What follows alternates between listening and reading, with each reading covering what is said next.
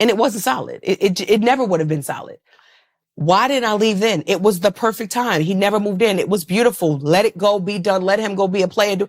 Nope. A couple of days or weeks later, he moves in. So now the devil's living with me. The very first night that he came in, we argued. Like literally the first night. And I'm so embarrassed to tell you why, but I will, because why not? We're talking, right? He was under the impression that I was this is so ghetto, I was gonna help him finance his move. I know, this is, ladies, I know, just let's keep going with the story. Yeah.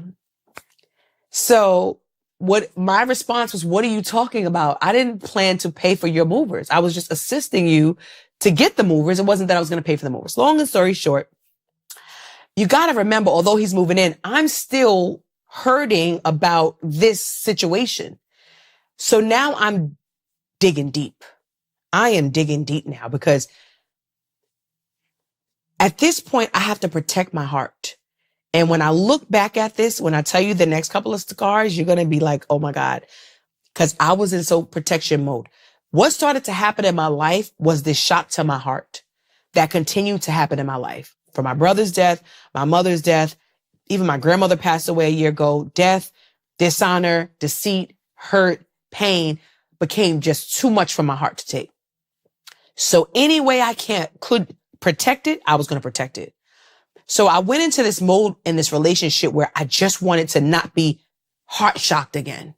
I wanted to be, I didn't want nothing to shock my heart. So if something was going to hurt me, I wanted to find out to prepare my heart for the hurt before it just shocked my heart.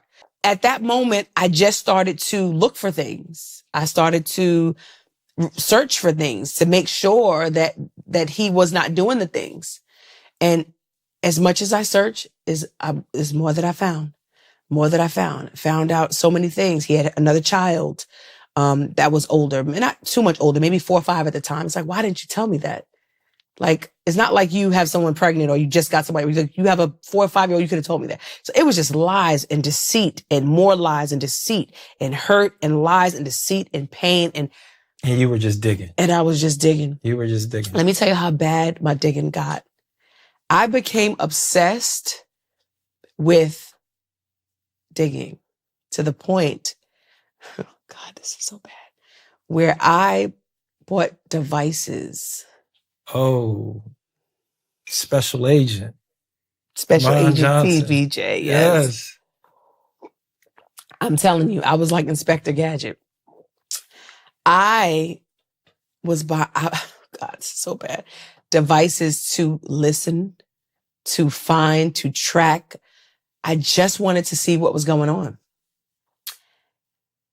You know what's interesting about tracking someone and listening to someone? It is the worst thing in the world because there's some things that I don't think as women we should want to ever hear. That male talk, that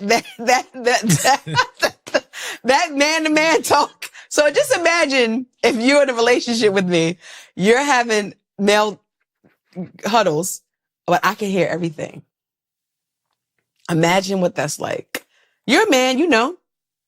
I'm at an age where men that I talk to, we don't move like that? Yeah, we don't have to have those type of conversations. You'll get bored. Well, you know, I wasn't born in these. There's women to this day that still ask me, Tiana, what was the device you used? Please. I'm like, should I start selling that too? Ooh, I'll make a bunch of money. Look, you all for that, huh? You should. But you know why I'm scared to do that? And I don't want to do that? You don't want to hear this.